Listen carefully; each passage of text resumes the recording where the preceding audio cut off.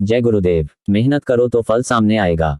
मथुरा। बाबा जय गुरुदेव जी ने सत्संग सुनाते हुए कहा कि एक फकीर पहाड़ों की गुफाओं रहा करते थे।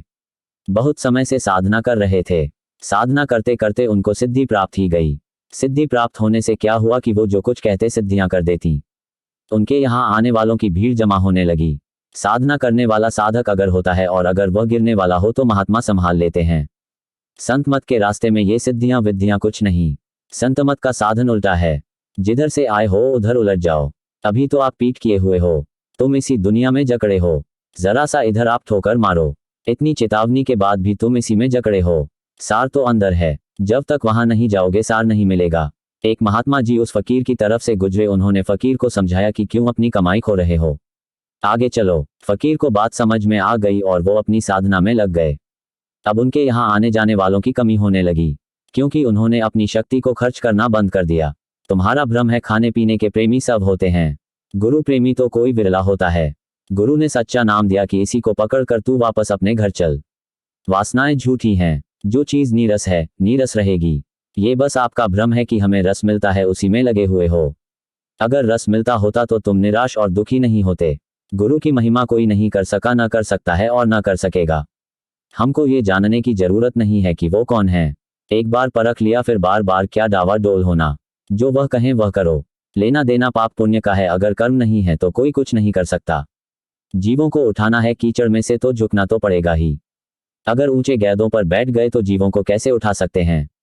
स्वामी जी महाराज कहा करते थे कि महात्मा चुप भी बैठ रहे तो कुछ ना कुछ करते रहते हैं। पशु पक्षियों पर संस्कार डालते रहते हैं कि जब भी इनको मनुष्य शरीर मिलेगा तो कोई ना कोई महापुरुष मिल जाएंगे और इनकी जीवात्मा का काम होगा। ऐसा मत समझो कि वो खाली बैठ रहते हैं। अब अपने घर चलो। बहुत समय हो गया यहाँ रहते रहते जन्मते मरते, मन विकारों में उलझ गया। इसी के कारण तो जन्म और मरण हो रहा है। मन को जीतना है तो महात्माओं के पास जाओ, जो वह कहें वो करो। अपनी इच्छा से करोगे तो यह वश में नहीं होगा। बड़े बड़े ऋषि मुनि जंगल तपस्या करते रहे पर यह वश में नहीं हुआ। निराधार है वह वश में नहीं होगा, उसको आधार चाहिए। एक आदमी मेरे पास आया और कहने लगा कि हमको नामदान दीजिए, हम भजन करेंगे।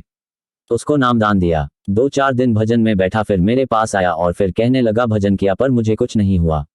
उसमें मेरा क्या, करेगा तो होगा। वह बोला कि इसमें मेरी गलती है। मैंने कहा कि और भी कुछ है। मैंने उससे पूछा कि कभी कुछ गंदी चीजें खा पी क्या। उसने कहा कि हम तो जन्म के शाकाहारी हैं। मैंने कहा कि अगर तू शाकाहारी होता तो भजन का असर तेरे ऊपर होता। इतने में एक दूसरा आदमी आया और उसी के सामने मुझसे कहने लगा कि महाराज जी मेरे देखते इसने सैकड़ों मुर्गे काटे हैं। यही तो बात है, बदला देना पड़ेगा। तू अपनी कमजोरी को छिपाए रहता है। कहने का ये कि जो पहले कर रहे थे वही अब भी कर रहे हो तो क्या फायदा होगा। न ये लोग सुधरेगा न परलोक बनेगा। बदल जाओ और घाट पर बैठो तो मालिक दया कर दे। गुरु की बात तो मानो। गंभीर हो जाओ। संसार से उदास होकर अपने को बदल दो, उसकी दया होगी। करना कराना है तो कराने वाला कराएगा और करने वाला करेगा। शरीर तो नाश हो जाएगा पर आत्मज्ञान कभी नाश नहीं होगा। जब आपको सब तरह की सुविधा थी तब आपने अपनी अनमोल वस्तु फेंक दिया तो बाद में तो रोना ही पड़ेगा। सतयुग में सब सुखी थे, सब संपन्न थे।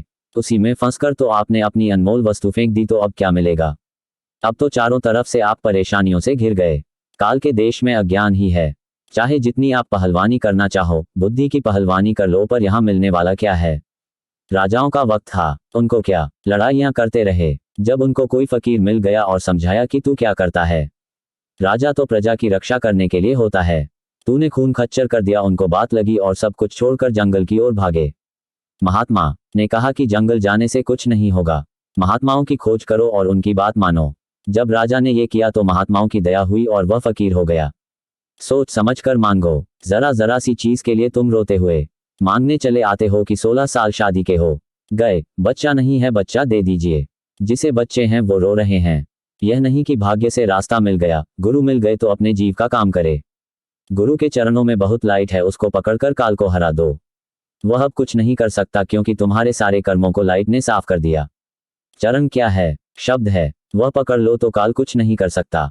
बाल बच्चों के लिए मेहनत करो, चोरी मत करो। तराजू के नीचे वट्टा लेते हो। एक बार मैं आटा लेने गया, उसने तौला और कहा कि देखो पूरा तौला है। मैंने तराजू पकड़कर उलट दिया और कहा कि यह क्या है। कहने का ये कि बनते हो ईमानदार पर चोरों पर भी चोर हो। बहुत पैसे इकट्ठे किए पर हुआ क्या, कोई लूला हो गया, कोई लंगड़ा हो गया, कोई बात नहीं मानता। झगड़ा होता है और रोते हो। हमारे गुरु महाराज कहा करते थे कि विद्या दान सबसे अच्छी सेवा है। अब उसमें भी चोरी होने लगी। व्यापार हो गया। अब पहले की वो बात नहीं रह गई, न वह गुरु शिष्य का नाता रह गया। भजन करो, महात्माओं का बीज हमेशा रहेगा। आत्म कल्याण वो करते रहेंगे। अगर आप कहो कि यह नहीं हो सकता तो ऐसा नहीं है कि आत्म कल्याण का काम चलता रहेगा। एक महात्मा जाएगा, दूसरा आएगा, इसका सिलसिला खत्म नहीं होगा। उसने रचना की है, इतने बड़े बड़े लोग बनाए हैं, तो वह कोई पागल थोड़े ही हैं। जब आप पहुंचोगे साधना करके, तब आपको एक एक बात याद आएगी कि कितने समय पहले मैं यहाँ गया और कैसे इस दुनिया में फंसा। इसलिए भजन करो। खाली बातें बनाते रहोगे तो कुछ नहीं होगा। मेहनत करो तो फल सामने आएगा। बनावटी मेहनत से कुछ नहीं होगा। जो काम ले रहा है उसे सब मालूम है कि तुम क्या करते हो। मेहनत करोगे तो वह कैसे मजदूरी नहीं देगा। भजन में बैठो, अभी तुम लदे हुए हो। जब बैठने लगोगे तो धीरे धीरे खड़े होने लगोगे। जय गुरुदेव।